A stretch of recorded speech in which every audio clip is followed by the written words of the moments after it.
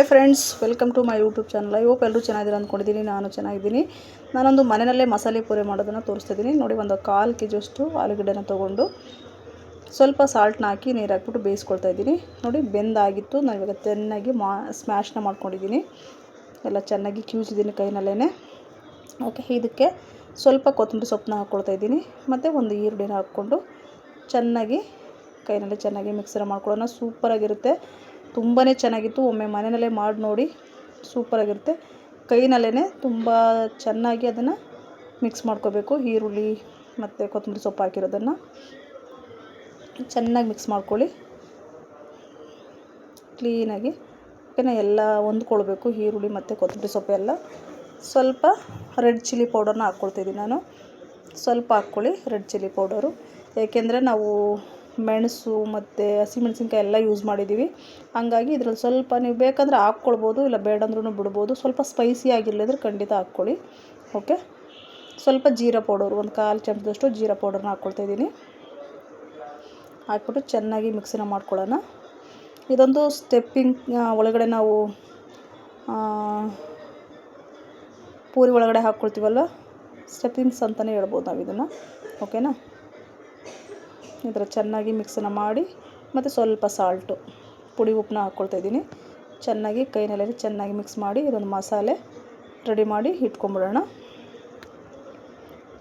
ಇದು ರೆಡಿ ಆಯಿತು. ಇವಾಗ ನಾನು ಒಂದು ಜಾರ್ನಲ್ಲಿ ಒಂದು 5 ಹಸಿಮೆಣಸಿನ್ಕಾಯಿನ ತೊಗೊಳ್ತಾಯಿದ್ದೀನಿ. ಒಂದು 5 ಹಸಿಮೆಣಸಿನ್ಕಾಯಿನ ಹಾಕ್ಕೊಳ್ಳೋಣ. ಖಾರ ನಿಮಗೆ ತುಂಬ ಬೇಕಂದರೆ ಜಾಸ್ತಿ ಹಾಕ್ಕೋಬೋದು. ಓಕೆ, ಮತ್ತು ಒಂದು 3 ಪೀಸು ಶುಂಠಿನ ಹಾಕ್ಕೊಳ್ತಾಯಿದ್ದೀನಿ ನಾನು. ನನ್ನ ಮಗಳು ಹಾಕ್ತಾಯಿದ್ದಾಳೆ. ಓಕೆನಾ, ಮತ್ತು ಒಂದು 10 ಎಸಳು ಬೆಳ್ಳುಳ್ಳಿ, ಒಂದು 10 ಎಸಳು ಬೆಳ್ಳುಳ್ಳಿನ ಹಾಕ್ಕೊಳ್ಳೋಣ. ಸೂದು ಬೇಕಾದರೂ ಹಾಕ್ಕೊಳ್ಳಿ, ಇಲ್ಲ ಸಿಪ್ಪೆ ಸಮೇತ ಬೇಕಾದರೂ ನೀವು ಹಾಕ್ಕೋಬೋದು. ಮತ್ತು ಕಾಳು ಮೆಣಸು ಅದೊಂದು ಅರ್ಧ ಚಮಚದಷ್ಟು ಹಾಕ್ಕೊಳ್ತಾಯಿದ್ದೀನಿ. ಅರ್ಧ ಚಮಚದಷ್ಟು ಹಾಕ್ಕೊಳ್ಳೋಣ ಕಾಳು ಮೆಣಸು. ನಂತರ ಜೀರಿಗೆ ಹಾಕ್ಕೊಳ್ಬೇಕಾಗತ್ತೆ. ಅದೊಂದು ಅರ್ಧ ಚಮಚದಷ್ಟು ಜೀರಿಗೆನ ಹಾಕ್ಕೊಳ್ಳೋಣ. ನಾನು ಈ ಕಡೆ ವೀಡಿಯೋ ಮಾಡ್ತಿರೋದ್ರಿಂದ ನನ್ನ ಮಗಳು ಹಾಕ್ತಾಯಿದ್ದಾಳೆ. ಅರ್ಧ ಚಮಚದಷ್ಟು ಜೀರಿಗೆ. ಸೂಪರಾಗಿರುತ್ತೆ. ನಾವು ರೋಡ್ ಸೈಡಲ್ಲಿ ಹೇಗೆ ತಿಂತೀವೋ ಅದೇ ಥರನೇ ಇತ್ತು, ಬಟ್ ಸೂಪರಾಗಿತ್ತು, ಸ್ಪೈಸಿಯಾಗಿ ಸಖತ್ತಾಗಿತ್ತು. ಮತ್ತು ಪುಡಿ ಉಪ್ಪು ಸ್ವಲ್ಪ. ಒಮ್ಮೆ ಎಲ್ಲೂ ಸ್ಕಿಪ್ ಮಾಡ್ದೇ ಫಸ್ಟ್ ಟೈಮ್ ಯಾರಾದರೂ ನನ್ನ ವೀಡಿಯೋನ ನೋಡ್ತಿದ್ರೆ ಖಂಡಿತ ನೋಡಿ. ಮತ್ತು ಕೊತ್ತಂಬರಿ ಸೊಪ್ಪು ಒಂದು ಅರ್ಧ ಕಟ್ಟು ಅಂತ ಹೇಳ್ಬೋದು, ಒಂದು 5 ರೂಪಾಯಿ ಕೊಡ್ತಲ್ಲ ಅಷ್ಟು. ಮತ್ತು ಪುದೀನ ಇಷ್ಟನ್ನು ಹಾಕ್ಬಿಟ್ಟು ಸ್ವಲ್ಪ ನೀರನ್ನ ಹಾಕ್ಕೊಂಡು ರುಬ್ಕೊಂಬಂದ್ಬಿಡೋಣ. ನಾನು ರುಬ್ಬಾಯಿತು ಇವಾಗ.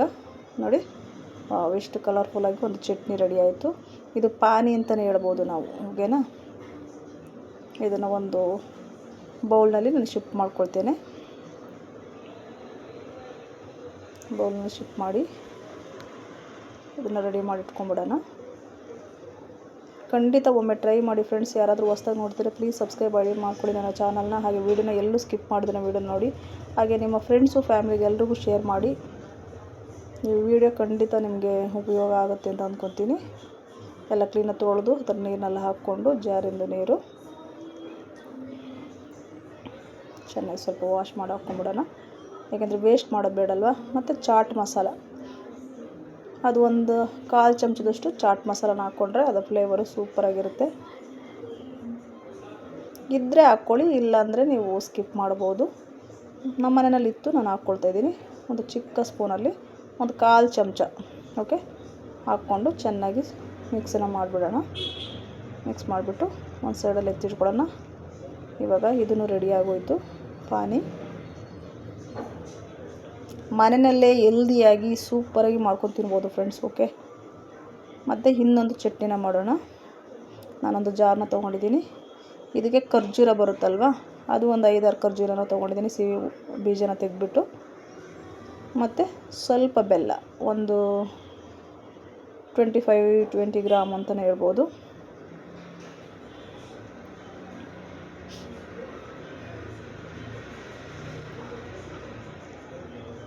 ಇದಕ್ಕೂ ಒಂದು ಸ್ವಲ್ಪ ಶುಂಠಿ. ಓಕೆನಾ, ಇಷ್ಟನ್ನು ಹಾಕ್ಕೊಂಡು ಸ್ವಲ್ಪ ಜೀರಿಗೆನ ಹಾಕ್ಕೊಳ್ಬೇಕು ಇದರಲ್ಲಿ. ಇದೊಂದು ಸ್ವೀಟ್ ಚಟ್ನಿ. ಮತ್ತು ಇದು ಹುಣಸೆ ಹುಳಿ. ಹುಣಸೆ ಹುಳಿನ ಚೆನ್ನಾಗಿ ಹಿಂಡಿಕೊಂಡು ರಸನ ಹಾಕ್ಕೊಳ್ತಾಯಿದ್ದೀನಿ.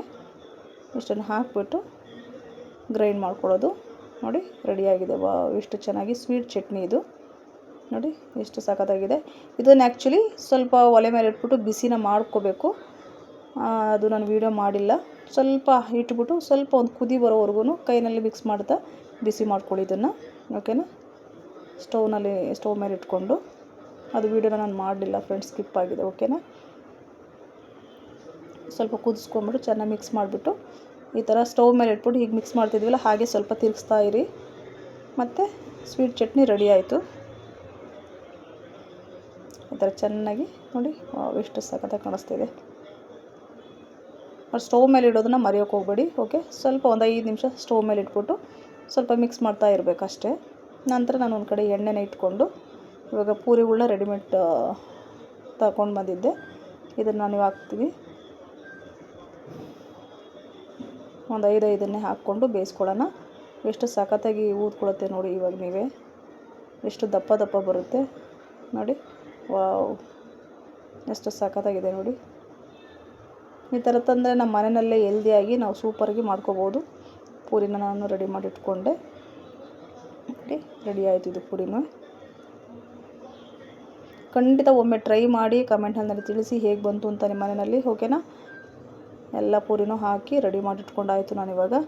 ಮತ್ತು ಸ್ವೀಟ್ ಚಟ್ನಿನೂ ರೆಡಿಯಾಗಿದೆ ನೋಡಿ. ಸ್ವೀಟ್ ಚಟ್ನಿನೂ ರೆಡಿಯಾಗಿದೆ, ಮತ್ತು ಪಾನಿ ರೆಡಿಯಾಗಿದೆ, ಮತ್ತು ಮಸಾಲೆ ರೆಡಿಯಾಗಿದೆ. ಇವಾಗ ನಾವು ಪೂರಿನ ಓಪನ್ ಮಾಡಿಬಿಟ್ಟು ಆಲೂಗಡ್ಡೆನ ಅದರೊಳಗಡೆ ಹಾಕಿಬಿಟ್ಟು ಸ್ವೀಟ್ ಚಟ್ನಿ ಸ್ವಲ್ಪ ಹಾಕಿ ಮಾಡೋದು ಅಷ್ಟೇ ಫ್ರೆಂಡ್ಸ್. ಇವಾಗ ನೋಡಿ ಅಷ್ಟೇ. ಇವಾಗ ಎಲ್ಲ ಪೂರಿ ಒಳಗಡೆ ಆಲೂಗಡ್ಡೆ ಎಲ್ಲ ಸ್ಟೆಪ್ ಮಾಡಿಬಿಟ್ಟು ಒಳಗಡೆ ಇಟ್ಟಿದ್ದೀನಿ. ಪಾನಿ ಎಲ್ಲ ಹಾಕ್ಬಿಟ್ಟು ಇಷ್ಟು ಮಾಡಿದ್ರೆ ಪಾನಿಪುರಿ ರೆಡಿ. ಓಕೆನಾ. ಒಮ್ಮೆ ಟ್ರೈ ಮಾಡಿ ನೋಡಿ. ಪೂರಿನೆಲ್ಲ ಓಪನ್ ಮಾಡಿಬಿಟ್ಟು ಆಲೂಗಡ್ಡೆ ಸ್ವೀಟ್ ಖಾರ ಹಾಕ್ಬಿಟ್ಟು ರೆಡಿ ಮಾಡಿದ್ರೆ ready friends. Okay. Thank you.